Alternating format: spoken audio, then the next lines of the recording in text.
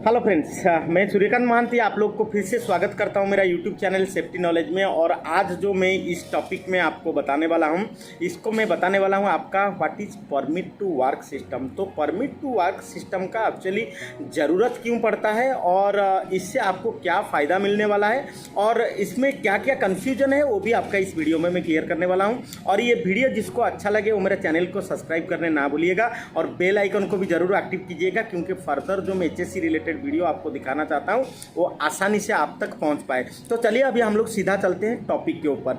तो permit to work system ये genuine, आप कोई भी ऑर्गेनाइजेशन में जब काम करने के लिए जाते हैं तो आपको ये चीज़ देखने को मिला होगा, जैसे कि कंस्ट्रक्शन हो या इंडस्ट्री सेक्टर में आपको परमिट टू वर्क सिस्टम मिला होगा। तो परमिट टू वर्क सिस्टम जो है एक्चुअली एक लिखित डॉक्यूमेंट है। तो लिखित डॉक्यूमेंट से हम लोग को क्या क्या फ़ायदा मिलता है मैं आपको बता दे रहा हूँ। एक चीज़ होता है कि एक कम्युनिकेशन मीडिया है, मतलब एक से दूसरे व्यक्ति को जानकारी देते हुए कोई काम को स्टार्ट किया जाता है और कोई दूसरा डिपार्टमेंट को भी अगर ज़रूरत पड़ता है तो इसके माध्यम से जानकारी मिलता है कि वहाँ पे कौन सा एक्टिविटी कंडक्ट हो रहा है और वो कंडक्ट होना चाहिए या नहीं होना चाहिए। तो ये सारे चीज़ के बारे में उन लोग को जानकारी मिल जाता है। तो बेसिकली इसको अगर हम लोग देखेंगे कि ये एक कम्युनिकेशन माध्यम है।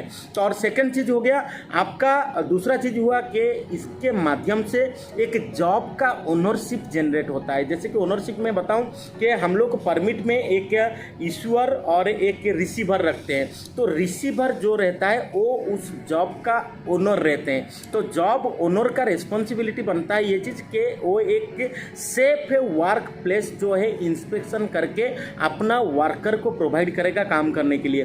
तो जॉब इंजीनियर जो रहता है वो परमिट रिसीवर रहता है या उसको रिक्वेस्टर भी बोल सकते हैं। तो उसका रिस्पॉन्सिबिलिटी बनता है कि वो अपना वर्क एरिया सेफली प्रिपेयर करेगा और उसका जो इंस्पेक्शन पॉइंट है वो चेक पॉइंट सारे चेक करेगा। अगर सब सही है देन वो परमिट जाके इश्यूअर के पास रेज करेगा। और इश्यूअर का काम ये रहता है कि इश्यूअर आके वो जॉब लोकेशन को चेक करेगा कि एग्जीक्यूटर जो है जो लिख के दिया है, जो कमिटमेंट कर रहा है कि वो सेफ वर्क प्लेस प्रोवाइड किया है वर्कर को काम करने के लिए, वो एक्चुअली सेफ है या नहीं है। ये इश्यूअर का काम है। इश्यूअर इसको आके इंस्पेक्शन करके देन वहाँ पे काम करने के लिए परमिट प्रोवाइड करेगा। तो ये परमिट टू वर्क के माध्यम से हम लोग को और भी बहुत सारा फायदा होता है, जैसे कि हम लोग एक सेफ वर्क प्लेस हम लोग वर्कर या एम्प्लॉय को प्रोवाइड कर सकते हैं काम करने के लिए। अभी मैं बात करूंगा, कुछ दिन पहले कुछ लोगों ने कुछ सवाल किए थे कि सर जैसे कि परमिट टू वर्क का जो प्रोसीजर है ये कैसे, मैं देखता हूँ यहाँ जैसे कि हॉट वर्क और हाइट वर्क और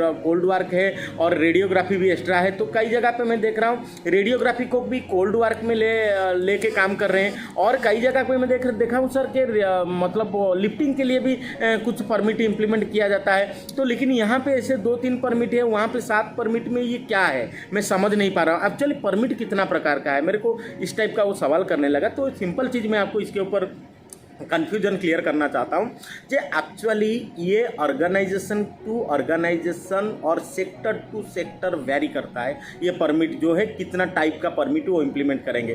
तो ये ऑर्गेनाइजेशन क्या करता है ना, उसका सेक्टर में जो स्टैंडर्ड और जो लीगल रिक्वायरमेंट को फॉलो करते हैं उस बेस पे उन लोग हाई हजार्डियस एक्टिविटी को फाइंडिंग करके उसके ऊपर ये लोग permit to work procedure prepare करते हैं। तो ये जो प्रोसीजर प्रिपेयर करते हैं ये क्लाइंट हो या ऑर्गेनाइजेशन के द्वारा ये सीनियर मैनेजमेंट के माध्यम से ये प्रोसीजर को प्रिपेयर किया जाता है और ये प्रोसीजर में वो लोग फाइनलाइज करते हैं कि कौन सा एक्टिविटी को वो परमिट टू वर्क के अंडर कंसीडर करेंगे।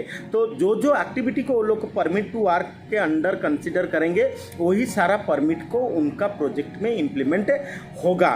तो इसीलिए आप लोग को जेन्युइन कोई सेक्टर अगर चेंज कर रहे हैं तो वहाँ पे जो हजार्डियस एक्टिविटी है वो अलग मिलेगा, तो आपको कुछ परमिट वहाँ पे देखने के लिए नहीं मिलेगा। और कई ऑर्गेनाइजेशन में जैसे उन लोग अपना परमिट प्रोसीजर का अप्रूव परमिट प्रोसीजर को बनाए हैं उसके हिसाब से उनका परमिट टू वर्क सिस्टम को लोग साइट में इम्प्लीमेंट करते हैं। तो अगर आपको इस चीज़ में और क्लैरिटी चाहिए तो आप सिंपली आप जो ऑर्गेनाइजेशन में काम कर रहे हैं अगर उसका कोई क्लाइंट है तो उसका भी आप लोग परमिट टू वर्क प्रोसीजर को आप लोग पढ़ सकते हैं। तो उसमें आपको क्लियरली मिल जाएगा जाएगा कि आपको क्या क्या एक्टिविटी के लिए परमिट लेना है, किन से लेना है, कौन सा कंडीशन में लेना है। तो ये सारे चीज़ आपको वहाँ पे ब्रीफली मिल जाएगा।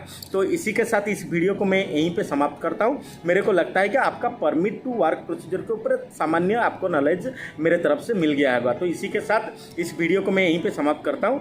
नमस्कार।